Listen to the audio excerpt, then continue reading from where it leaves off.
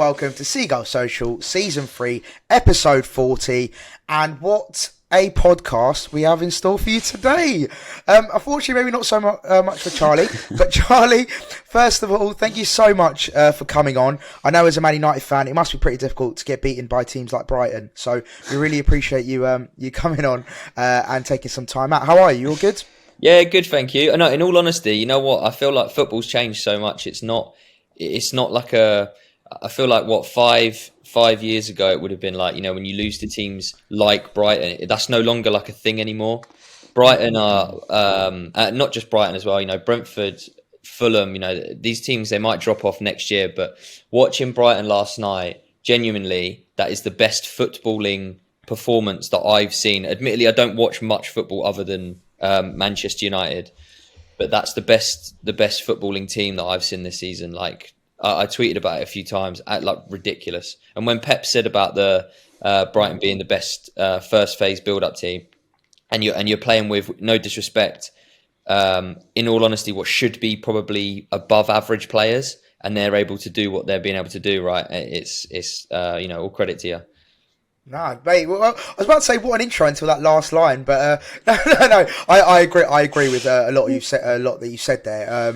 The praise that we're getting around the Premier League, I don't think we would have got that. Let's say even 2-3 years ago. So to get the kind of praise from Klopp, Pep Guardiola, and the elite managers saying about how well we're playing, I think it's a testament to how far we've come. And Ryan, you of course were at the game. How are you feeling? Did you celebrate? Did you go out last night?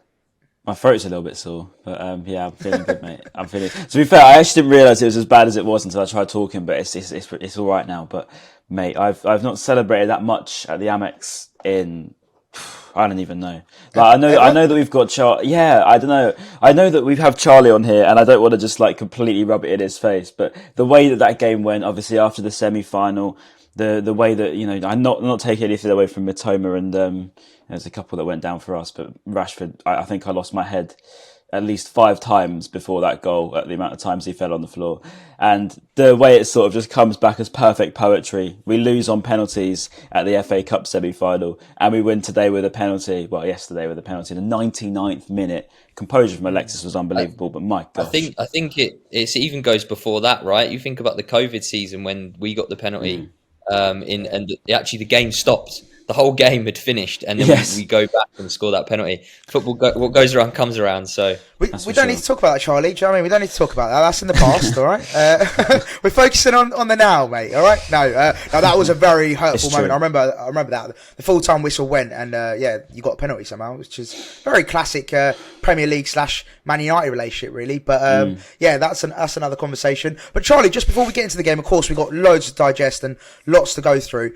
If you don't mind, obviously, you've done a lot in your career up to this date, and I'm sure you're going to be doing a lot more going forward as well. But what are you currently doing? Are you working with the United Stand, am I right in saying, at the moment? Yes, I'm a content creator for the United Stand, so that's anything from, obviously, like presenting, hosting shows. So, like, we have a fan forum after every game, so I was hosting that last night.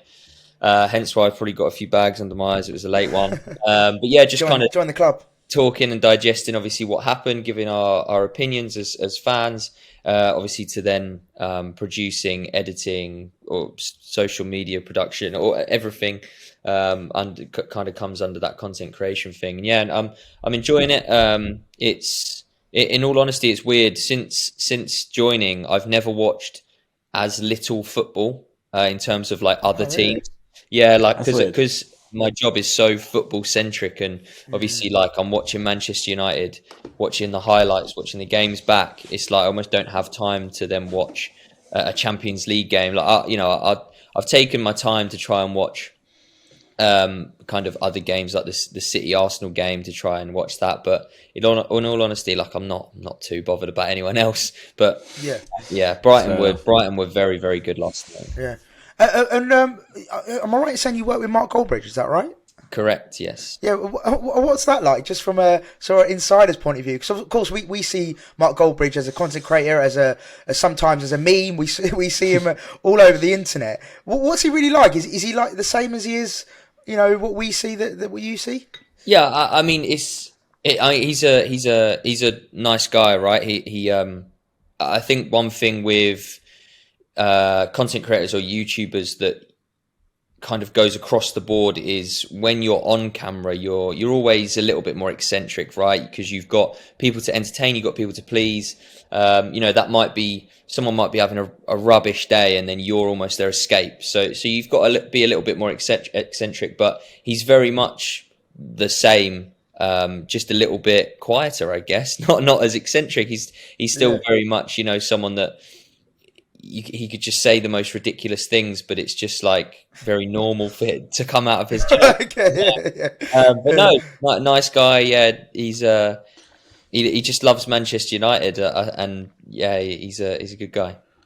It's top stuff. And then finally, your hashtag days as well. Are you still playing for hashtag United, or is that now over? No, I had to stop playing so I stopped. I think it was around COVID time. I initially I moved to Essex to help basically playing for them, and I did work for them for a bit. And then COVID happened literally as I think I went home for like Mother's Day, and the lockdown happened. And then basically I just had to move back home because we were locked down for 8 months or whatever it was.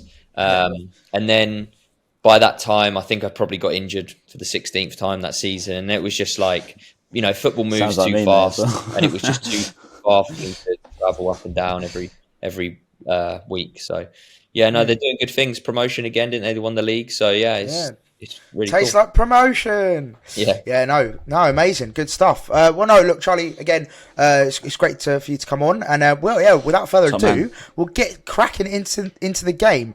So Ryan, do you want to kick us off? Obviously, I've got lots of talking points to go through, but just quickly, give us a quick minute or 30-second synopsis of the game, and then we'll get into it. A lot of cheating. But to be fair, do you know what? I'm going to jump in here. To be fair, a few of our players as well, like in CISO, I know. And again, we'll get onto this as well. A fair bit, to be fair. Yeah, and CISO, Mitoma as well, but of course, Man United play as well, like Rashford was going Fernandes. down. Fernandes, yeah. Anthony. So I think it was a bit of both, to be honest with you. Yeah. Casemiro. But what we'll say is footballing wise, I think first half, to be fair to them, that I thought the first sort of 10, 15, 20 minutes, they had a few chances. It wasn't so plain sailing then. I think we sort of got into our stride. I thought Billy Gilmour was fantastic first half. I thought he's probably one of the best players on the pitch alongside Adam Webster. Caicedo was doing a decent job on the right, but I guess when Gilmour came off, it did make sense at the time to try and put a little bit more in midfield. But I thought he played a fantastic game. I'm so happy for him because it wasn't too long ago everyone was calling him the almost forgotten man, wasn't he really? And now he's nailing himself on as a bit of a starter for us and alongside Alexis and Caicedo. But no, I thought first half, got into it probably last sort of 20 minutes. Second half, I thought we just completely dominated. Really, I didn't really see too much from United that I remember anyway. That could be the tainted vision of the Alexis penalty so late, but I don't remember much. I just remember sort of really dominating the game. I think we were pretty strong throughout, and I was just happy with the way we played again because we seem to have this weird thing when we play against these big teams. We do it every week anyway, but we just raise our game that little bit more, and I think it showed again last night. But I was a bit worried that we're going to be coming away from it with one of those classic, we deserve more, and we're going to be frustrated because I think, to come away from a draw against United nowadays is frustrating rather than, you want to win the game. It's mad. Well, Charlie, just quickly, of course, you can give your Man United perspective because it's always great to hear that because we are a bit blinded, by our team sometimes. But just quickly, before the game, obviously, we had 4 changes from Wolves and we had Caicedo at right back. Did that surprise you? Were you quite happy with that? And do you think that was going to be sort of advantage Man United going into the game? No, look, I mean, Caicedo is ridiculous. He's so good, and I think the one time I can remember Rashford getting the better of Caicedo was it was kind of in and around the box, and you could see Caicedo just didn't want to let him on his right foot, so it opened up him going on his left foot, and I think he missed or still made the save. That was literally the only time. And look, let's be honest, Rashford, as of late, isn't in the greatest of form, but overall, he's having the best season, goal-scoring wise and performance-wise of his career, right? So he's quite high on confidence. So to be able to say, as a someone who doesn't traditionally play right back. I don't know if he has done a job in the past, but to my knowledge, hasn't for us, that's the first time right, he's played at fullback. So yeah, to be able to, and it's like even when you guys were on the ball, he did push in like that inverted fullback, didn't he? And went into like that midfield area. I just think, you've credit to Brighton, the scouting and the network that you guys have built up. Like, there's a few players, you get rid of Cucurella, right, for 60 million or whatever it was, and you bring this other left back, Estupinan or whatever, and he's better for like 18 million. He's better than him. And I know Cucurella's having an awful season in a Chelsea shirt, but like, it's funny, it's just, it is what teams aspire to do, right? You bring in, you're turning over a profit, and then hopefully, look, I mean, a load of people will probably say, like, why don't you support your local? Because my local is Brighton, right? But I just never grew up.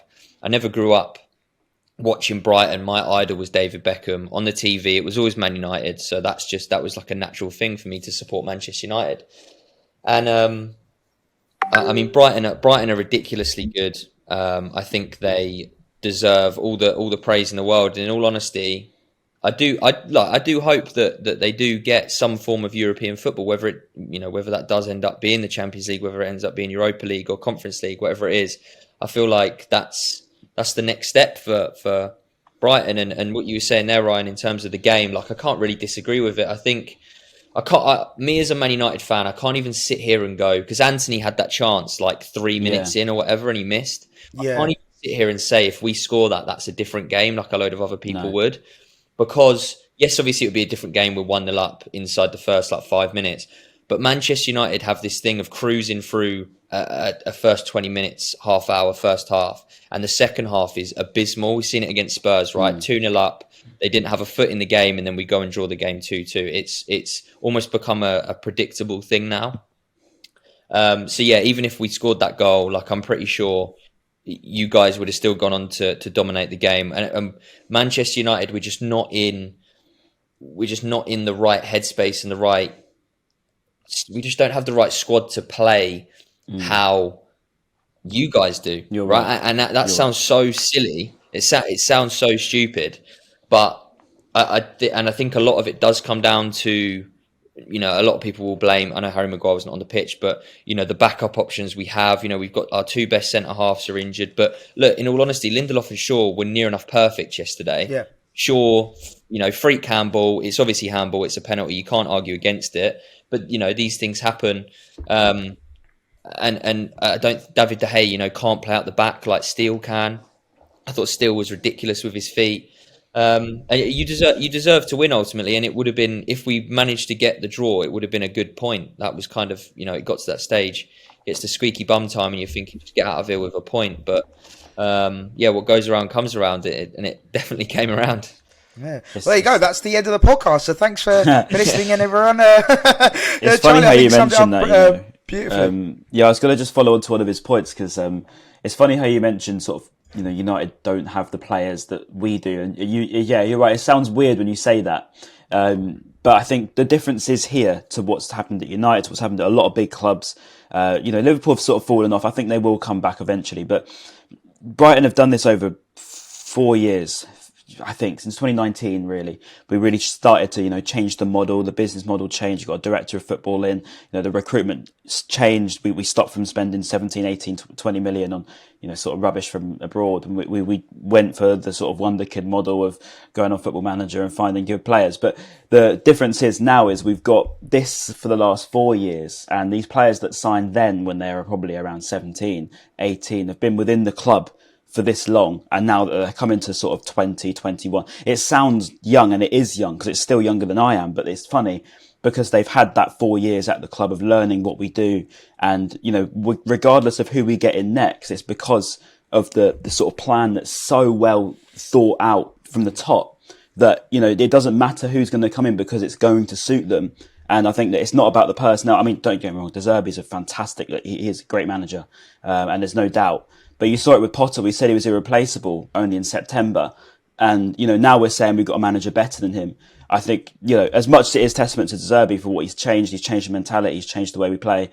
but also it comes down to Tony Bloom and what they've started from the top, because no matter who comes in, they're going into a role that's going to make them the best they physically can be, because it's so broad and it's so in depth.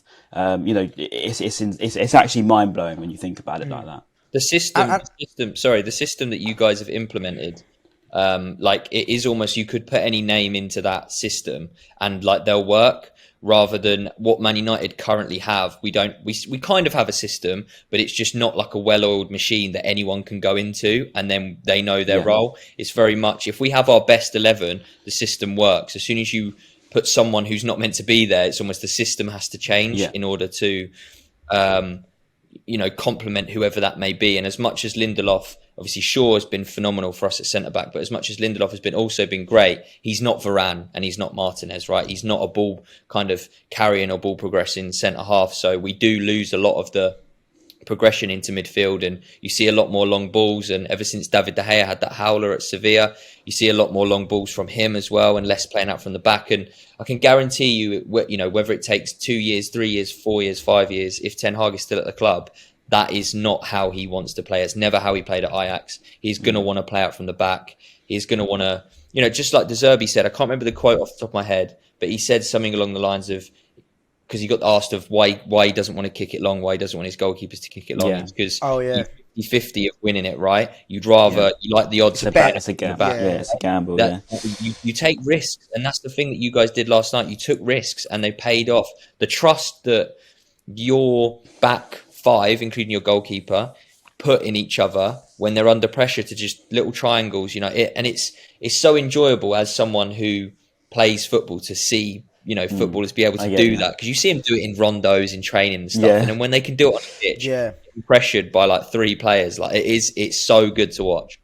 No, I know. I was just going to add, actually, you both alluded to it as well, about the system and how Brighton can easily replace players.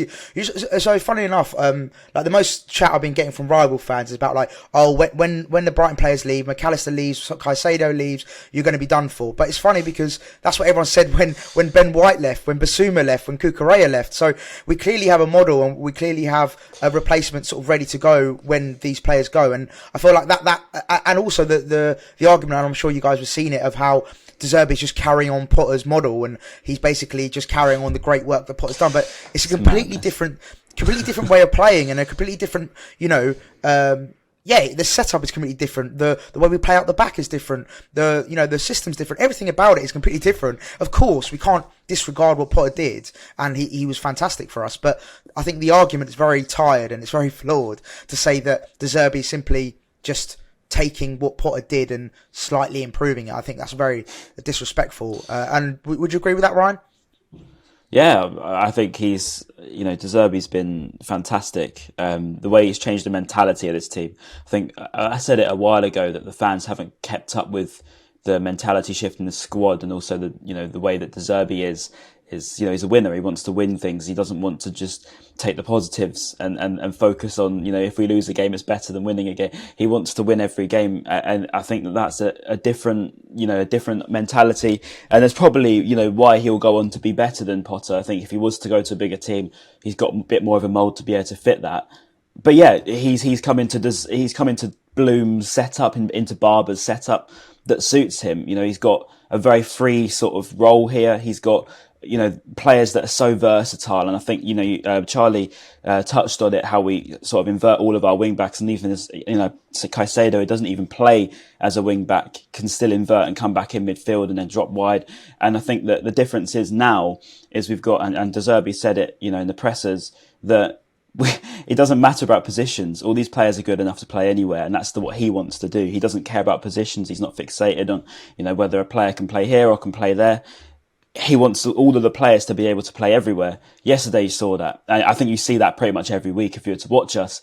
But the diamonds that we're playing, especially with Jason Steele, my God, how he's changed. This was Jason Steele that we didn't even trust putting in the second team when we were playing against Newport in the Cup. This is a Jason Steele now that you'd arguably rather have over Robert Sanchez, who was picked first for the first team of Spain. It's mad, but it goes to show again the difference in levels, and the attention to detail, I think, is what it comes down to. Yeah. Well, I remember seeing obviously when Potter was leaving, about, you know, it being almost like turmoil, like what do Brighton do next? And ever since, I actually saw a graph when De Zerbi took over, and where like your XG, and then I think it was like XG conceded, and literally the XG conceded has just got lower and lower, and then obviously your XG has just got higher and higher and higher. Because I remember it being a theme, especially when Malpe was there, of just, you know, Brighton just need a goal scorer, like, you know, they need a goal scorer. But what you've been able to achieve now off the back of De Zerbi is like, you know, much more than a goal scorer. Maybe you guys still think that you might need a goal scorer as well, but just the system that you have in place, if you do manage to find a goal scorer, then, I mean, this season, as much as it's been a bit of a weird one, Liverpool, Chelsea, obviously not having the greatest of seasons, you'd be with it, you know, top 4 shout 100%. Yeah, I think if we didn't get robbed at Spurs as well, I think that would have helped towards our push. But things have happened. But just going on to sort of battles as well, because we've mentioned a few players. You know, Webster, Steele, you know, Rashford as well. You know, with some individual performances. But I want to talk about Wan-Bissaka and Mitoma, because obviously they had a bit of a battle, and of course there was a lot of debate online about who came out on top, really. And I remember the chance in the first half when Mitoma should have squared it, really, but then ended up having the shot and basically knocked out De Gea, got a nice sort of ball to the face. And then there was a sort of really good battle, I thought, between the two. Let's start with you, Charlie. Who do you think came out on top? And was it one of those battles where it's always going to be difficult for the fullback, especially at Brighton at home? Mitoma, you know, had a fantastic season, but he's obviously played him recently in the FA Cup semis as well, so he sort of knew maybe how to play against him. Would that be fair to say? Yeah, I think Wan-Bissaka, I think the battle in the FA Cup semi-final was better than last night's. From Wan-Bissaka's point of view, I think it was quite clear that he kind of won that one. The one yesterday was a bit odd because and Wan-Bissaka's weird. Like defensively, as good as he is defensively, he's probably one of the best one-on-one defensive kind of players with last-ditch tackling, all that palaver. But the amount that he was showing Mitoma on his left, right? Like he was literally begging him, like, go on, like I dare you, go down this left side. Because I don't know if it's like something that, I'm guessing it's something they've looked at, right? That Mitoma, he studied the art of dribbling, right? He knows what to do, and cutting back on his favoured right foot and bending it. And I do think that if Mitoma, there was a couple of times, wasn't he, where he was one-on-one with Wan-Bissaka and tried to poke shots. If there was a little bit, I don't know whether that comes down to just decision-making, game management of just finding a pass or trusting that left foot a little bit more than, you know, it could have been possibly 2 or 3-0. But no, I think it's a, regardless of, I mean, look, maybe Aaron Wan-Bissaka, from his point of view, ultimately he stopped Mitoma from scoring, so maybe he looks at, you know, he's beaten him. Matoma maybe looks at it like, well, you know, I managed to actually get a few successful or half chances against you, so maybe I look at it as if I've beaten you. But I mean, it's a great one-on-one matchup, and look, Wan-Bissaka will always be chosen against those type of players. You go back to the Carabao Cup final when Dalot was actually playing against St. Maximin and he was turning him inside out. Wan-Bissaka comes on, St. Maximin's almost like non-existent. Aaron Wan-Bissaka looks like he's Bambi on ice, right? When he's got the ball, he looks so awkward. It looks like he doesn't know what he's going to do, but that almost makes him better, because I don't think, if he doesn't know what he's going to do, defenders won't know. Right? And he's, you know, all credit to him. Before the World Cup, I think he had a few injury worries and stuff, but he didn't get a look in. All fans were happy to get rid of him in January, and he's turned it completely around and arguably flipped the fan base on their head. And a lot of people would rather have Aaron Wan-Bissaka than Dalot now. Dalot's moved obviously over to the left-hand side as of late, so now people are like, oh, well, if he can do 2 jobs like Cancelo-ish, you know, it's probably worth keeping both of them. But no, I mean, all credit to Wan-Bissaka. I think he's revived his Manchester United career, and whether he, you know, I'd be happy to keep both of them, but I think if one's going to leave, then yeah, I think we're looking at Wan-Bissaka, because Dalot's looking at getting a new deal. Yeah. And Ryan, what do you think of the battle? Who do you think came out on top? I think Charlie's right. There wasn't really much of a battle. I think the first half, Mitoma had a few goes at him. He did get past him a few times as well. But yeah, that sort of final ball wasn't there. I think that the second half we stopped really going through him. I think, to be honest with you, it's credit to probably Zerbi for changing that rather than just going through Mitoma and almost putting the pressure on him to create chances. Because second half, we didn't really tend to do that too much. We sort of went through the middle a lot more. We used Caicedo a lot yesterday, and Gilmore was pretty impressive, as I said. So I don't know. I wouldn't say that there was really a clear winner. I guess if you were to edge it, you would give it Mitoma just because we won the game and he got through a few times. But I wouldn't really say it was one of Mitoma's best games anyway.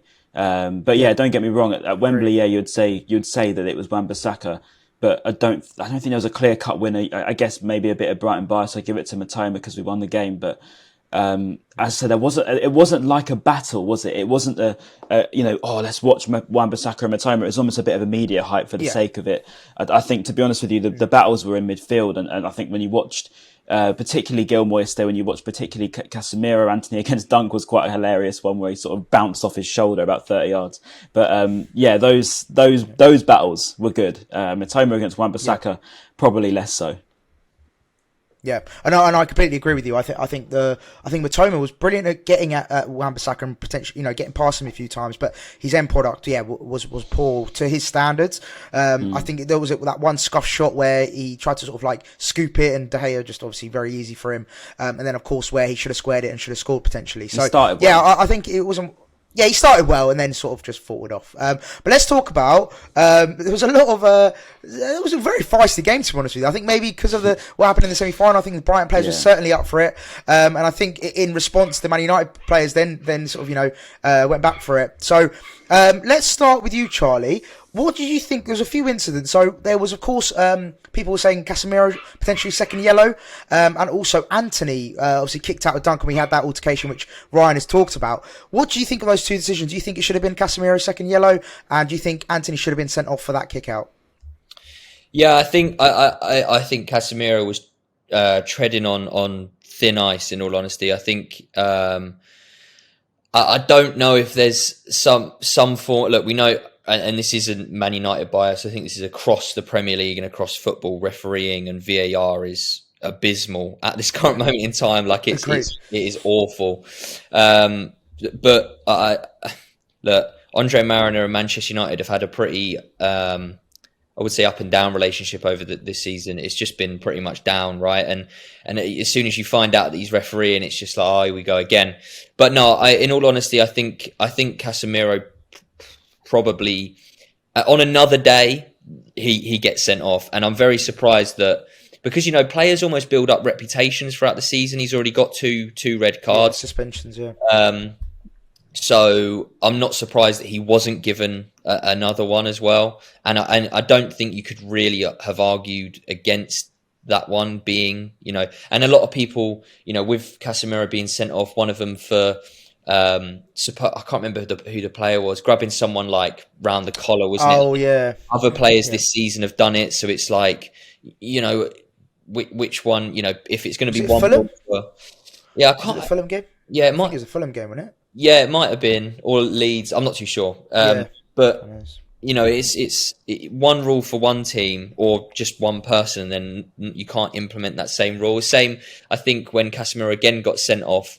It might have been on like his second game back in the Premier League for going over the top of the ball. And I think the day before, someone did a worse challenge on João Felix for Chelsea, and it wasn't. I don't even think it was a yellow card. And it is just those little things that, whether it's Man United or not, if you're going to do it, you've got to be consistent across the board. That Anthony one as well that you touched on, you could see that coming a mile off. The little incident that there was before it where he tried to go in between. I don't actually know if he did get touched, but went down, didn't he? And it almost was like when Ronaldo first came to United, and it was like when something didn't go his way, it's like he's going to kick someone. Yeah, he's going to kick someone. He's wound up, frustration. He's going to kick someone, and it is. It's not what you want to see, but in some degree, I almost don't mind it because as Manchester United, we haven't had that. You want to win so bad. that you almost let it get you a little bit. And I don't agree with obviously kicking out and stuff like that, but the South American contingent that we've seen implemented in Anthony, Casemiro and Martinez, that winning mentality, we haven't had that. So to some degree, I don't mind, wanting to win so bad and getting frustrated and stuff. But obviously, you shouldn't just start booting people for the sake of it. That's not what we should do. Well, if you go down to 10 men, you're going to struggle to win games, I think. Exactly. I think, again, on another day, you get sent off for that, which shouldn't be the case. It should just be where it's either a red card or it's not, right? It shouldn't be one rule one day and then tomorrow someone does it and gets sent off. You never quite know what's going to happen. But we were kind of walking on a tightrope with those decisions. And in all honesty, I was surprised that Casemiro stayed on for the amount of time he did after getting that yellow, because what was weird was he wasn't, when you see someone get a yellow card, like a Granit Xhaka, who's notorious for getting yellow cards, you usually see him then pull out of tackles or shy away from certain 50-50s. If anything, he just wanted to go into more tackles, and it was like every time the ball went near him, it's like, you're like cringing, you're like, don't get sent off, don't kick someone, don't foul someone. And when he obviously did give that foul away, I think it was on McAllister maybe, and it's like, God, you're just sat there waiting for VAR to be like, yeah, it's going to be a red card. But no, I mean, luckily for us, that's one positive you can take away. Is Casemiro is not suspended again, because that wouldn't be. You'd be struggling otherwise. And Ryan, let's talk about the penalty as well, of course, because so Shaw after the game, I'm sure you guys saw the post match interview. He actually came out and said that he didn't think it was a foul in the build up. So he said he obviously he literally put his hands up, so to speak, and admitted that he was a handball. And but he didn't handle it well, but he did admit to, he was actually very convinced that it wasn't a foul in the build-up on Enciso. He thought he went down quite easily. Let's first of all start with you, Ryan, from a Brighton perspective. Do you think Enciso went down, and do you think it should have been a foul? Not a foul, sorry, the other way? I think it was soft. Yeah. To be fair, from where I was up in the West Upper, it looked like a foul, because obviously you see his arm go around and you see someone fall on the floor, you're going to say it's a foul. I think the way that it was, as we were just talking about the Anthony moment, we're talking probably 10 minutes before, 5 minutes before. I had lost my head to the extreme by that point, and I was absolutely shouting, probably more than I'd be taking pride for. And yeah, I did go a bit mad. And I think, by the time we got to that point, everything was a foul, wasn't it? As someone touches you, you're going to be screaming. So I think when Enciso went down, maybe I haven't actually watched it back, ironically, so I can't judge. But from where I was at the time, I screamed foul. If it was or not, I can't tell you. But I think that the arm was high. I did see that bit, and it definitely was handball. You can't deny that one. But maybe. But then again, on the balance of the game, the way it was going, my God, give us something, So I think that we deserved something out of that. If we come out of that game with nothing again, we would have been gutted. So it was nice to have something go our way. Agreed. And quickly, Charlie, I just want to get your thoughts on, or your take on Bruno Fernandes, because look, as Man United fans, we can appreciate he's a very good player, right? He's a top quality player, and he's very integral to what Man United want to do well. But he's very petulant, to say the least. He loves a moan, and he's got I think he's got that now. Especially from referees, I think now he's got that reputation of being that moaner, being the person that gets into ref's face, and very, very vocal when it comes to decisions. Is it frustrating for you as a Man United fan? Sorry, seeing this from Bruno Fernandes, or again, like you were mentioning earlier, you actually quite like to see maybe it's the passion or the fight from Bruno Fernandes. What's your take on his sort of personality in football? No, Bruno. I think it's quite clear overall that Manchester United are a better team when he is involved. I think we create a lot more chances, and he, as you said, he's a brilliant footballer. More often times than he's not. I think there was I can't remember who it was against, but there was a game, wasn't there, where it was noted and made a huge thing. And this is what I don't understand. Is like he's always done it, right? Like since he's come, he's always very, very emotional, very hands kind of gesturing and moaning and stuff. And I feel like it has just been made like a huge thing all of a sudden, like now. Me personally, if I kind of think if I was playing with someone like that, I mean, it would be a little annoying, but then you've almost got to contextualize it to the point of like, he's not moaning and playing like rubbish every week and not offering anything. Like, he is doing it for the better of the team. And this is what I didn't understand about the comments of Gary Neville that time, where he just put this false narrative out of Bruno asking to come off the pitch. He's asking to be subbed when he clearly wasn't. He was asking, like, because I think Erik ten Hag made some subs and he was gesturing like, where's everyone playing? Like, where am I playing? And it's like, to come from...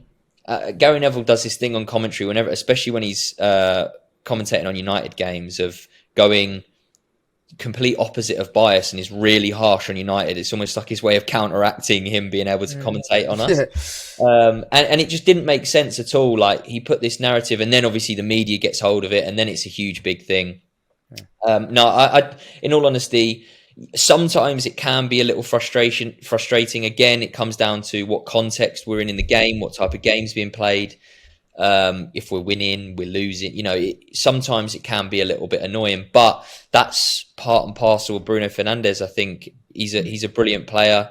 The numbers that he's put up for Manchester United since joining is ridiculous. So if you want a player like that, you take him again. So he comes with his baggage, right? I suppose that his baggage is his personality, I suppose. And so you're, as a Man United fan, I suppose you got to sort of put up with it. But Ryan, I'm just I'm just looking at the time here, so I just want to just get a few more points up. So let's talk about the penalty. What a penalty it was by McAllister. Ryan, what a finish that was, and a pressure moment as well. I know he's a World Cup winner. He's been there, done that. He's been in pressure environments before. He's had some really important moments for us, for his country, and so he knows what he's doing in those kind of situations. But to step up in the 99th minute against Manchester United, with European football on the line, how big of a moment is that for Brighton going forward now in the season? He didn't just step up; he put it right in the top corner. I think that's what was mad. The way he waited, it was an agonisingly long wait. He waited. He composed himself. The silence across the ground when that happened. I mean, it's gone from this crazy moment of everybody going mad because, oh my God, we might have a penalty. So then the referee goes over to VAR. I felt sick. I actually felt sick. I was saying to my dad next to me, I was on his shoulder, like, I can't do this. I can't deal with this. And I said, I actually feel ill watching this. I said, I was shaking like this. It was just as bad as Wembley in that final, semi-final. I was like this. I was completely gone. And I said, please, just don't miss this. Just on that, right? Because I was watching it from home, obviously, and I saw the commentary like, "Oh, is March taking it? Why is he in the box?" And I was like, "Please, sorry, March," because they all say like it's redemption, isn't it, for Wembley? Like he's going to step up and take it. And I was like, "Sorry, Solly, but please do not." Because I thought, have you seen in the past where players what they do? They distract to distract away from the actual penalty taker. They'll take the ball and use it as like a tactic. I thought McAllister was doing that. I was like, please God, no. And then thankfully that wasn't a tactic. It was just simply him taking the ball to take the penalty. But no, you're right. I think just that pressure, and I think I was so nervous and just praying we didn't fuck it up. And then of course even done the Rashford. I'm sure he wasn't taking the piss, but even done actually was it fingers in the ears, wasn't it? Not quite Rashford. Mate, I don't know. My phone went flying. I fell over and I nearly fell down the steps as well because I on the chair in front because I was going mad. But to be fair, it was one of those moments where it's just what you go to football for. And this is to all those people that left early. My God, what were you doing? What were you doing? I want to actually call people out right now. If you left early, this is why you don't leave early at games. Because what were you thinking? You're in the car on the way back or in the train. What were you doing when you saw that goal come up? What were you actually? You think, oh my God! They're probably you missed another one. Ryan, to be fair, yeah, they're probably at home early. Well, it wasn't for me. I got stuck in traffic all the way. It took me an hour and a half. May as well go to London. But it was, mate. I can't even. You can't replace those emotions in football. It's what it's all about, and it's very cliche. But when you lose your head like that, and you got random strangers you're grabbing onto that you're acting like you've known them for the rest of your life, and I think when those moments happened, I think it was personified the feeling of this team as well. You saw Levi Colwill, you saw Alexis McAllister, you saw pretty much the whole squad just going absolutely Andrew mad. Croft's dancing. Andrew Croft's dancing. It's it's stuff like that I think makes this team stronger. And I hope that it's just some sort of, twist in the media narrative where they want to always whirlwind our players all the time. You see Alexis's face there. He ain't putting that on, that's for sure. But I hope that, they can start pressing that they actually want to be here for once rather than just touting them for transfers to big clubs all the time, But no. That's a brilliant segue, Ryan, because I appreciate we've got limited time. So just final 2 points then. So penultimate point, McAllister, will he stay or will he go? Of course, he's massively linked with Liverpool. Pretty much his dad's come out and said he's leaving. But then he'd done his post-match interview with the Sky pundits yesterday, and he was saying about how much he loves the club, how special he makes them feel, and it's just an incredible place to be. So do we reckon McAllister will stay, or is it pretty much nailed on that he is leaving in the summer? Either of you want to take this one? I think from an outside point of view, just going off of obviously what you see like Fabrizio Romano and stuff say, I think he's kind of dead set on leaving just from what I see. But again, like I just think if I was a Brighton fan, I probably wouldn't be worried just because of you almost have this conveyor belt and oh, well, one player's leaving. Let's plant the seed for this other guy to come through and then he's going to be better than whoever we've just lost anyway. Yeah. It's like Basuma, right? When you lost Basuma, obviously to Spurs, and he was quite a few clubs are obviously linked with him.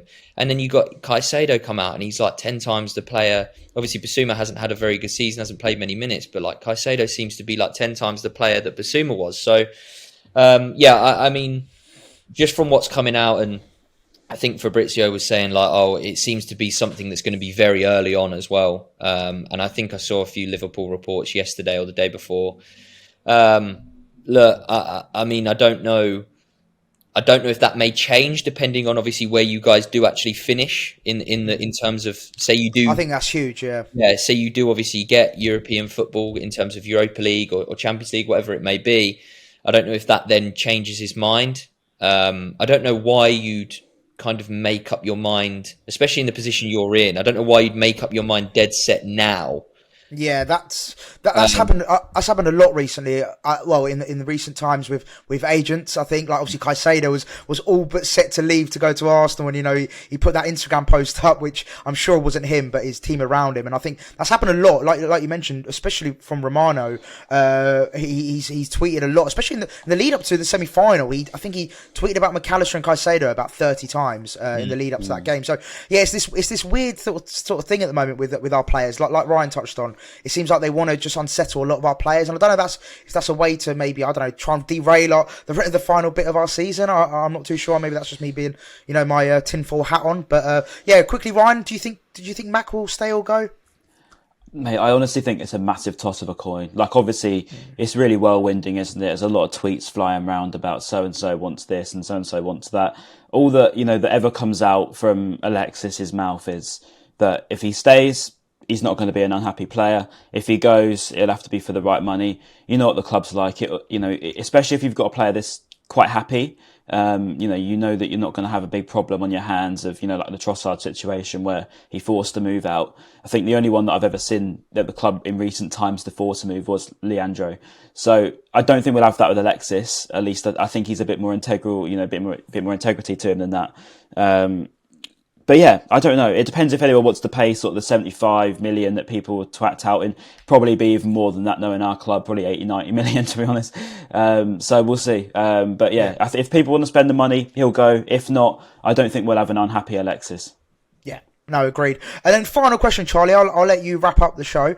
2 questions, actually. Quickly, will Man United make top 4? Because obviously now Liverpool are now, just behind you. And will Brighton make Europe? I still do think we will get top 4, yes. Obviously, I think we're 4 points ahead of Liverpool with a game in hand. Obviously, I'd rather have the points. Right. But I just, and I feel like I think mathematically it's 9 points from the last games. And we play West Ham, I don't know if this is in order, but West Ham, Wolves, Chelsea, Fulham. I don't know if there's another one in there as well. But you'd like to say that, you know, we should be able to. I think there's only one away game in there as well. So you'd like to say our home form's been pretty good. In terms of with Brighton getting Europe, do you mean any European football or? Yeah, let's go Europa League and above. Okay. I reckon so. Yeah, I reckon minimum Europa League, and I feel like Brighton should be ambitious enough to kind of expect that now. I agree. I feel like expectations and stuff do change, obviously, as the season goes on. Arsenal fans would never have them in a title race at the start of the season, right? Same as me for United. I never would have said that we would have finished.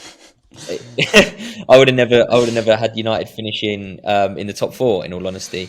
Yeah. So, yeah, I think Brighton will get it. I just think Spurs, no. I think the only team that really you have to worry about is that's currently near you is Liverpool. But then you've got 2 games in hand on them, right? Yeah. And I think you win both of them, you obviously then kind of leapfrog them. So I don't know who those 2 games in hand are. I don't know if your Newcastle City.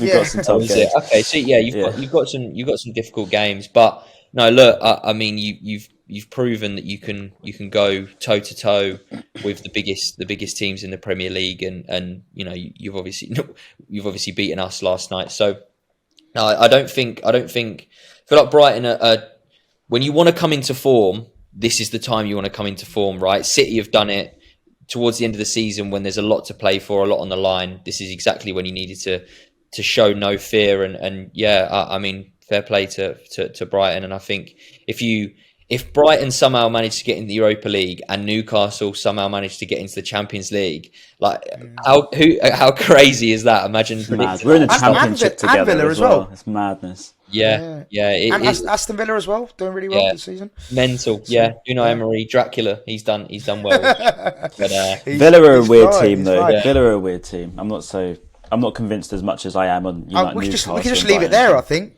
Just leave it there. Villa are a weird team. They are weird, but I don't know. I think that when you look at setups and stuff, I think we still lead that sort of area at the moment. I think Newcastle have done exceptionally well, don't get me wrong, but still, when you look at them teams around us, you know, even Liverpool this season, you would fancy us on we've beaten them 3-0 at the Amex. We beat them in the FA Cup as well. We drew them at Anfield. So, you know, we're unbeaten against them. We did a double over United. I think we're better than Newcastle. There's teams around there that I think we are better than. We've had a bit of hard time as well with obviously the decisions and the VARs. I think we're the worst off in the league. So, you know, if those go for you, then it's a different setup, but we'll see. Yeah, we'll see. Well, look, thank you so much, Charlie, for joining us. It's been great to have you. Great to have you've been a great insight into Brighton and Man United, of course. So yeah, really, really appreciate your time, mate. It's great. Okay. And finally, we always do a comments down below, Charlie. Now, I don't want to put any pressure on you, mate, but we always put comments down below so to get our audience to put a comment down below. What would you like this week? Anything you want to? I want, as in like what people to comment. Yes. If they've made it this far in the video, basically, then they comment what you say. Okay, right. Let's have a think. I want people to comment down below where. Let's do what we ended it on. Where they think Brighton will finish this season. Love it. That's a great one. Yeah. So comment down below where Brighton will finish this season. Love that. And of course, please make sure you like, subscribe, all that jazz, all that good stuff. Really appreciate all the support. And of course, keep streaming on Apple and Spotify. And yeah, finally, thank you so much, Charlie. Really appreciate you coming on. And we'll see you for when is it, Ryan? Next time? Everton Monday. Soon.